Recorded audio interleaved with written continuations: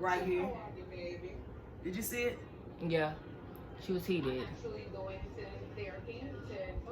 Cause she come off calm and then she start getting elevated.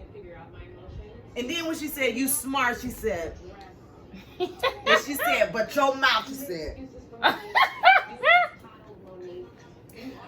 Oh wait, close my door. Why you keep calling that dog? I guess. Yeah, you gonna get out? Yeah, we about to share this moment. See? Look, she's soaking that up. Looking like a chick, mom. Don't do her. She cute. She's real cute. She's beautiful. That makeup flawless. Her makeup is always right. She only one who hair be right. Come here. Oh wait, them wigs was lifted her first 2 seasons. She's improved. Well, that's when she was promoting the hairline on top of that. Roscoe, get out! She checked her. She was happy Wendy came. And she said, for Wendy, for you to be so intelligent, you are stupid right now. She was handing out tickets. Handing out what is it? The verbal ones. Okay. I got excited. But Gizelle? Not Gizelle. I don't know her name. Gizelle. Gizelle. I never can get her name right. Gizelle. My tongue don't roll like that. I love seeing him getting his money. But, Frank, you need to get out so I can do my video. Close the door. Please. I said please. You put me out there, you gonna say please? Don't need nothing. What's up, y'all? It's your girl Sakina, and I'm back for another review. This is my review for The Real Housewives of Potomac. This is season 5, episode 13. I did not remember the episode number. But before we get into it, y'all, new lineup. I know I said this in my other 2 videos, but I am now reviewing Ready to Love and Put a Ring on It. They're both shows on OWN network. And then I'm doing Braxton Family Values. I don't think that I've mentioned that in my other videos, but yeah. I actually did in my put a ring on it video. But yeah, anyway, those are the new shows that I will be reviewing. I'm thinking about reviewing Housewives of Salt Lake City because it does look pretty interesting. Y'all let me know what y'all think if y'all want me to review that. But if I want to review it, then I'm gonna do it. So we're just gonna see. I'm gonna play it by ear.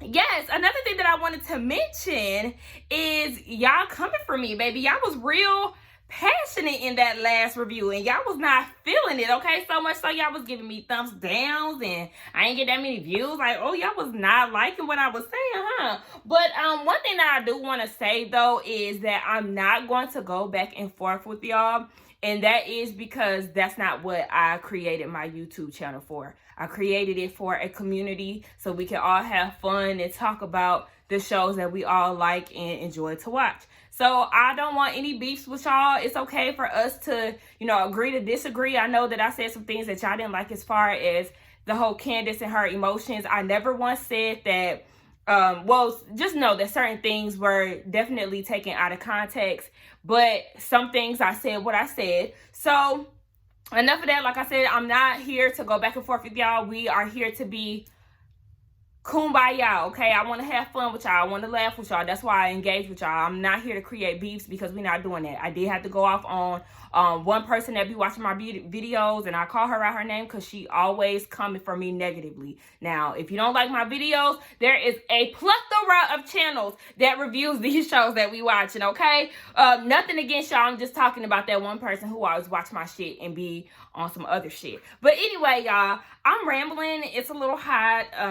I took a shot of Henny before I started this video, and then I also took a mixed drink right after that. So I'm buzzed, okay? But anyway, let's get into this review now. The episode opened up with Gizelle. She's at the jewelry shop with Juan. She looking at rings and she's feeling like, look, Mr. Jamal Bryan, we together now, and the end goal is for us to get married.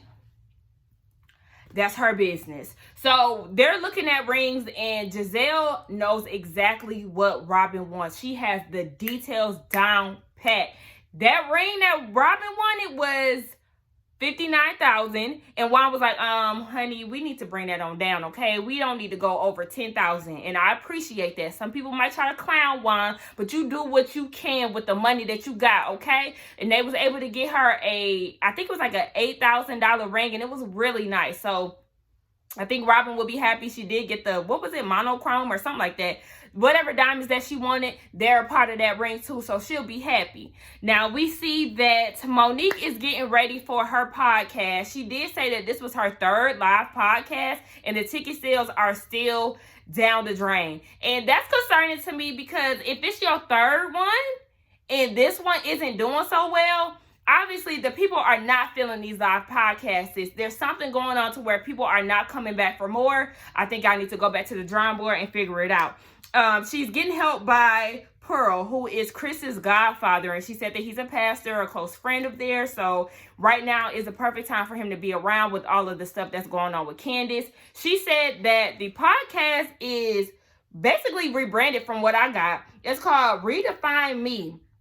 And remember, the topic was supposed to be about marriage, like the honeymoon or life after the honeymoon, something like that, where Karen and Ray, Candiace and her Chris were supposed to be a part of this podcast. But I guess since the fight, she kind of shifted gears with that. But she said that she's embarrassed about the whole fight situation. And Pearl said that, you know, it's usually something that's underlying that pushed you to that point, in which we all been saying like, nah, honey, it's something ain't right about that. And then she was like, you know, I was finally feeling bad about the situation. And I didn't like that. I didn't like that she said that, but I mean, she was truthful saying that, you know, because at first I didn't care. But sis, it's too little too late. It's just a little too late. So you can't sit there and feel like people gonna be on your time, because while you were sitting there being unremorseful, if that's a word, don't come for me if it's not, but while you were sitting there trying to act like you didn't care, Candiace was waiting on her apology, which never came, and then found out that you didn't give a fuck about putting your hands on her. So she was like, okay, well then I'm pressing charges, because this is not the life that I'm about, okay? So she was just like, she wants the women to see her growth, so she wanted to invite the women to the podcast. Now, she did this the day before the podcast, and I know some of them should have known about it beforehand because it was always set in place. But she took the time out to reach out to, who she reached out to? Robin. Baby, when I tell y'all, Robin was dry as fuck and didn't want no parts of it. She was like, hey, yeah, I don't know about that. Send me the info, but I don't know. And then she hit up Karen. We already know that Karen was going to come. And then she hit up Wendy. And Wendy was like, last time I checked, sis, you was not sorry for what you did. So why would I be coming up to your event when I know that you knucking and bucking and ready to fight? No, ma'am. And in her confessional, she said that she wants to support her, but knowing that Candiace is hurt about this situation, she can't stand for that. It was kind of awkward for me, the fact that she made those phone calls in front of Pearl, especially because she got rejected by 2 out of 3. And then in my mind, I'm like, you want these women to see you grow, but I need a timestamp, sis. I mean, how far along has this been since the fight? Because how much of a change have you made in a couple of weeks? I'm just like, girl, what? You ain't made no drastic change in a few weeks, girl. Stop playing with me. So then we get Karen and Ray, and they are going to therapy, or I think she mentioned a life coach therapist nonetheless. And the therapist is so pretty, y'all. She's very pretty. She had her all purple. Her and Karen had on purple, but she had her all purple on, which is my favorite color. And then that wrap, I said, come on, a wrap bang. I said, okay, can we get a tutorial on how to do that? It was really cute. But Ray did say that he is in his 3rd retirement. And don't come for me when I ask this question, because I'm dead ass serious. But 3rd retirement, like, what do that look like? So is he saying like he's in his 3rd career venture and he's retiring from this chapter of his career?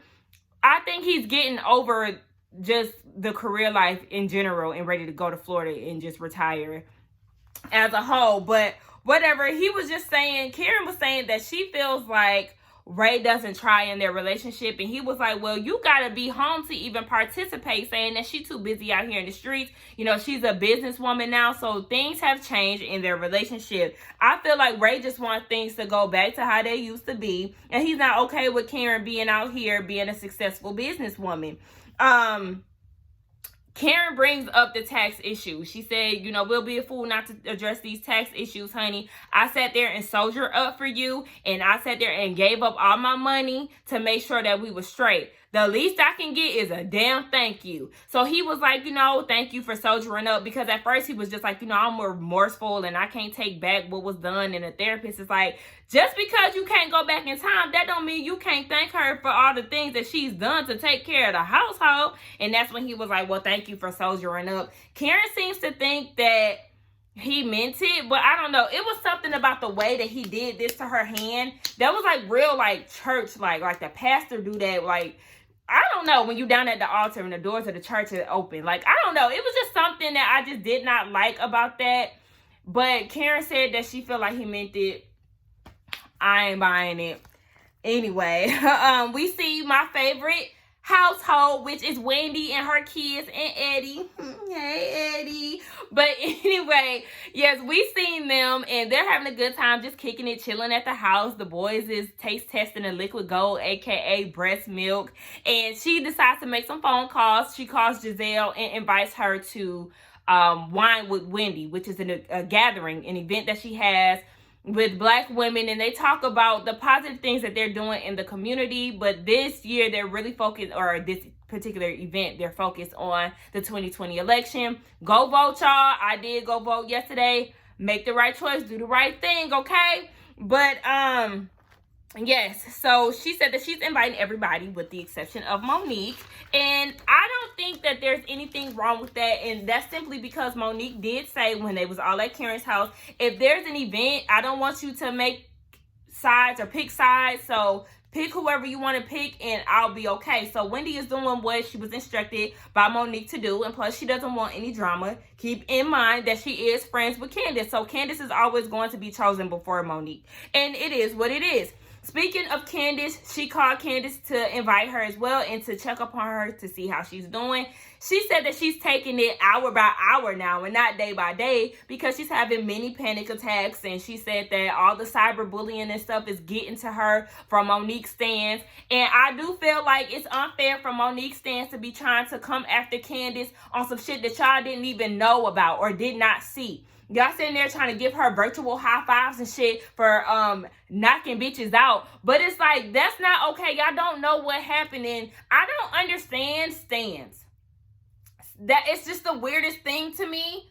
You can like somebody all day, but wrong is wrong, right is right. So y'all got these blinders on for people that don't know you, like Beyonce and all of that shit is just so weird to me. Like who you like, but also keep an open mind and don't be so blinded by this person that you see on TV that don't even fucking know you. But anyway, yeah, I didn't like that. It was just too much.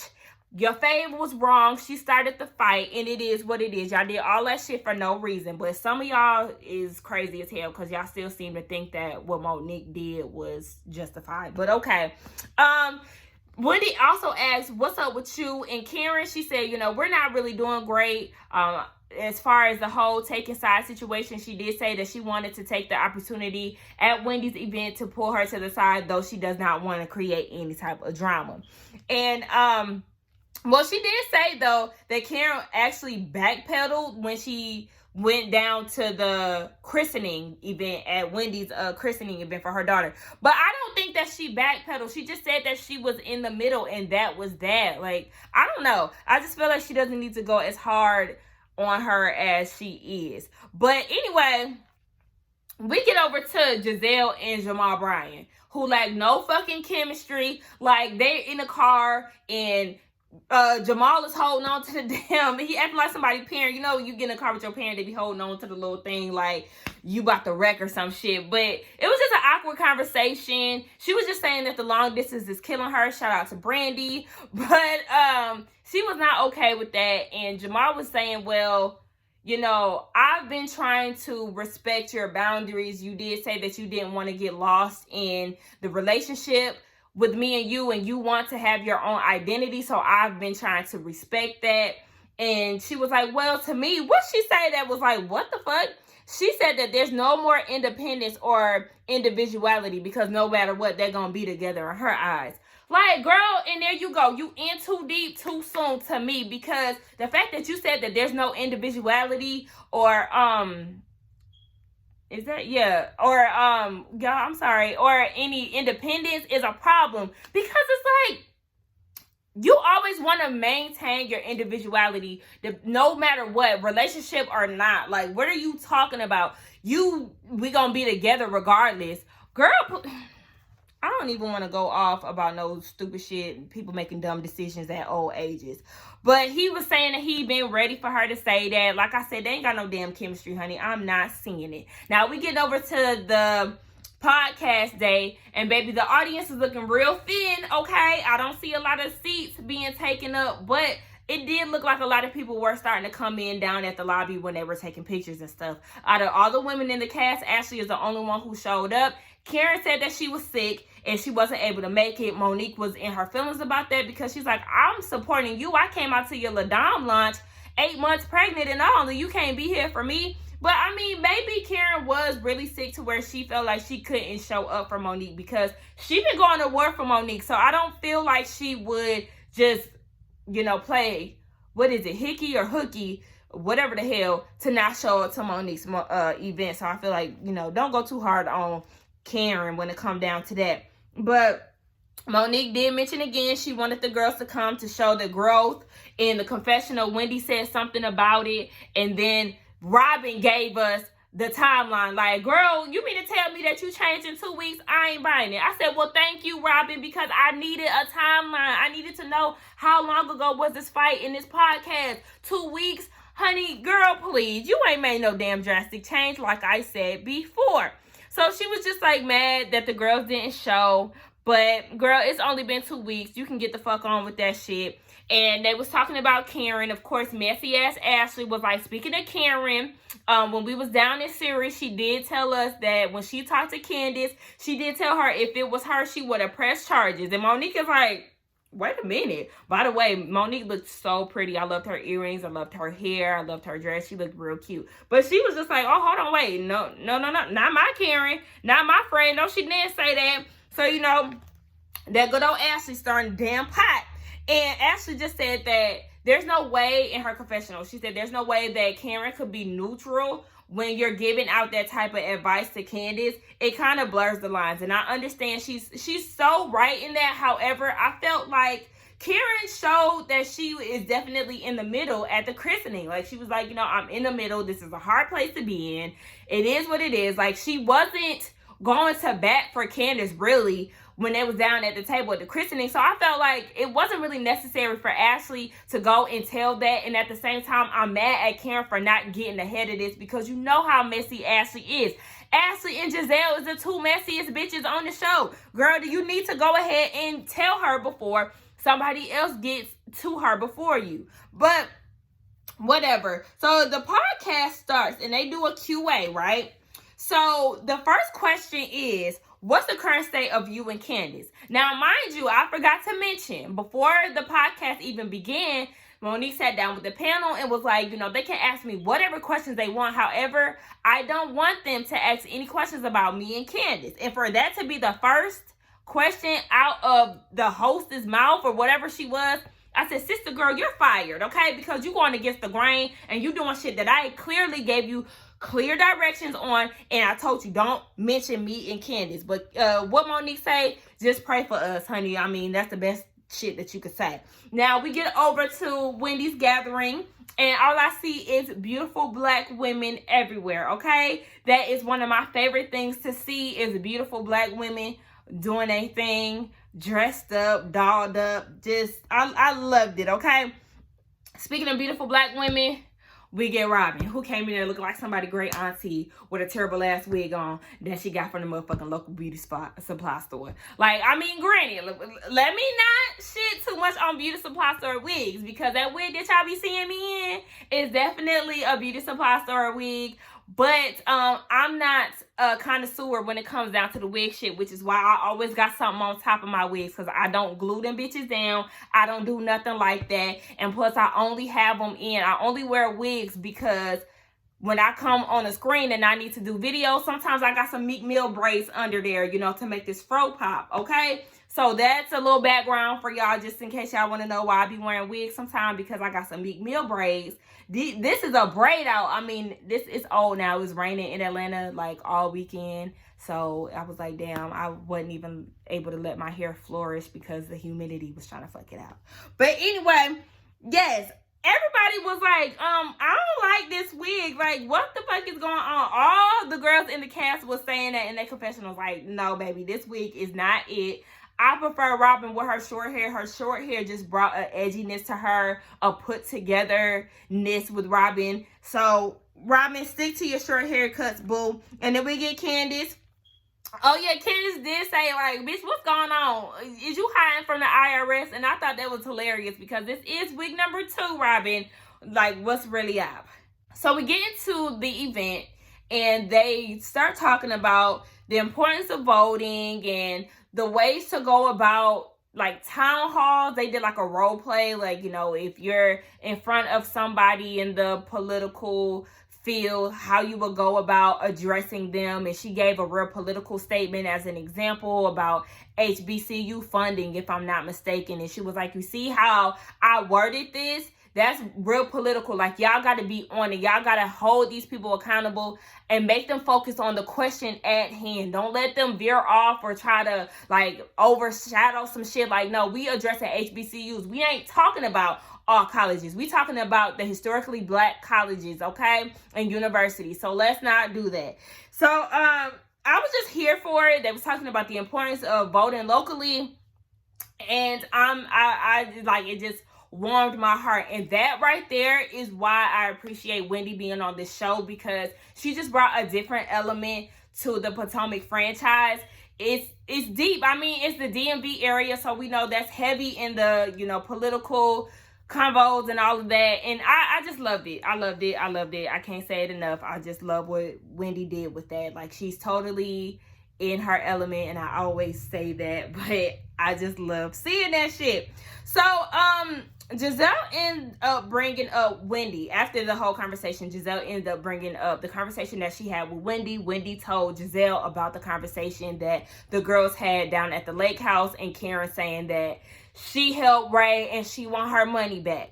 Now, they all feel like Karen's definitely going through something, because, you know, she's very guarded usually, but the fact that she's being real candid with them, something is up. And Gizelle said that she wants to be that helping hand for Karen, and she wants to talk to her. But I'm like, okay, well, present day, sis, Karen don't want shit to do with you, and she don't like you. So I don't know how good that's gonna turn over. But Karen is not featuring you, so good luck with that. But shout out to Gizelle for trying to be a friend for once. I mean, like I said, I don't know if it's genuine, but whatever. Gizelle also mentioned the charges that Monique is up against as far as the whole Candiace situation. And she feels like, I guess, I don't know, in a written statement or whatever, what's her name? Monique was saying that she's been through a lot the past year. She's been sleep deprived, taking care of her kids and all of that. And they asked Ashley how she felt about it. And Ashley tried to come to her defense because of the whole ass grabbing booty scandal last year. She was like, you know, Chris and Monique, they could have made up lies about me and my husband, but they chose not to. And Wendy is like, bitch, please. Like, what are you even talking about? Like, no. So you want to try to congratulate them for not making up lies? That's like congratulating somebody for not cheating. You ain't supposed to be cheating, and you ain't supposed to be lying. So no, ma'am, we're not buying this. And I was like, that's true, Wendy. Get her ass together. But, you know, Ashley in her confessional was like, damn, they ain't trying to give her a chance. Like, that's fucked up. Now, Candiace and Karen, by this time, they then went downstairs, and they're talking about what's going on with their current situation. So Candiace feels some type of way because she still feels like you're siding with Monique, and I'm the wounded deer here. Like, you're not protecting me, you're not coddling me, but you're doing all of this for Monique. How could somebody who's seen the whole thing go down be so soft with Monique? And this is where Karen had to get her ass together. And y'all seen that clip of me. My mom was watching that scene. But, yeah, you see all of this shit happen. And Karen had to get her together like, hold on. Now, you smart, but that mouth is smarter. Sis, I need you to realize that last year, I was coddling your ass the same way that I'm coddling Monique. And when she said that, I'm thinking she's either talking about the knife situation or when they went down to Katie's farmhouse and was like the whole drag me situation. That's the only two situations that I could think of that she might be speaking of, but she didn't give any specifics, so I'm just going off of assumption. But yeah, she was like, I was coddling your ass the same way that I'm doing Monique, so you can miss me with that shit. And she said that I'm actually insulted that you feel this way. And she said, one thing about me, I'm reaching for a necklace that's not here. But she said, one thing about me, you may view me as a mother figure, an auntie, a big sister, whatever it may be, but you ain't gonna try to check me. Like, I'm not here for that. So they going back and forth, and Wendy ended up coming down there to check up on them to see how they doing. And Wendy says that she just wants, I keep reaching for a necklace that's not there, y'all. But she just said that she wants Monique to say that she didn't like Candiace for whatever reason and took it out on her. I guess she could respect her more had she just been more honest about the situation. And she said that, we did have to break it down to Monique that no, the fight did not start by a drink being thrown in your face. Like, we had to kind of bring her back to reality. And Karen said something is wrong with Monique, and she needs to seek medical attention, and she's waiting for the lab results to come back or some shit. And I'm like, girl, what? And Wendy said the same thing, like, now Karen, stop fucking bullshitting me. I'm like, what are you talking about? You trying to make it seem like she's mentally ill or some shit like that. Like, no. Some bitches just like to fight, and Monique is one of them bitches. Like, she fights, okay? There's nothing mentally ill with her. Now, she could use some type of growing up, because at that grown age of 36, honey, I'm not fighting nobody. At this grown age of 27, I'm not fighting nobody unless I feel like I really need to. But like I said, I don't want to fight nobody, period. Not even if I need to. But I mean, if I need to, I'm going to defend myself. If you swing on me first, then bitch, we about to fight. But like I said, I don't want to have to fight nobody. But Wendy was just like, I need you to hold Monique accountable, and you're not doing that. Wendy, no ma'am, you're wrong, because she did. And Bravo always does that flashback of Karen telling Monique down at her house that, Monique, you fucked up, and there's no way that you can you can't just skate past this shit. I'm not understanding where they feel like she's not holding Monique accountable. That was her way of doing it. So let it be. It is what it is. It's not y'all job to try to police Karen on what she needs to do with Monique. And Karen said the same thing, like, y'all bitches ain't about to tell me what to do, so y'all can get the hell on. Candiace said that she's still upset, and she's hurt because she's always on Karen's side, and now she feels like she's questioning the whole situation with Karen. And that was the end of the episode. But I'm thinking, y'all got Karen in the middle for real now, because you got Monique over here mad at Karen for saying that she was going to press charges. That was something that Ashley should have just let Karen take care of. And then you got Candiace over here who's mad at Karen because you got people like Robin and Wendy giving her false information, saying that she didn't hold Monique accountable when she did. So y'all got my girl fucked up. Y'all know how I feel about the Grand Dame. You did the most when it come down to that medical shit, and Monique, you making hella excuses up for her, and I did not like that part. But that's just how I feel about it, y'all. Y'all let me know how y'all feel about this episode. I mean, it was all right. It did whatever it could. I really was not into it, to be honest. I did not want to even watch this shit because it's kind of exhausting talking about this fight shit. And then next week, we getting even more into it. So, whatever. Again, tell me what y'all think about it. Don't forget to like, comment, and subscribe to my channel. And I will see y'all in the next one. Bye.